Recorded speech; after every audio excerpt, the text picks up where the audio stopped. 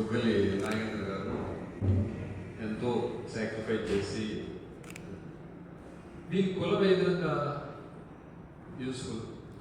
మీరు సమాజం కోసం త్యాగం చేసి పాటుపడి సమాజంలో అనేక సమస్యలను సాల్వ్ చేస్తే మీరు లీడర్గా ఎదుగుతారు. దీనికి కులానికి ఏ విధంగా లింక్ ఉందనేది నాకు ఒకటి పెద్ద ప్రశ్న.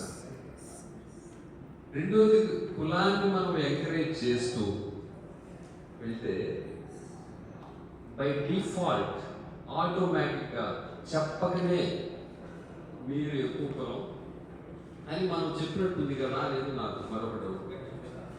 ఇతరులని తక్కువగా ఉన్న కులాన్ని మనకై మనం చెప్పుకుంటూ చెప్పకనే మనం ఏం చెప్తున్నాం, మీరు హెచ్చు కులం లో ఉన్నారని వాళ్ళకి మనమే ఎలివేట్ చేస్తున్నట్టుంది అనేది నా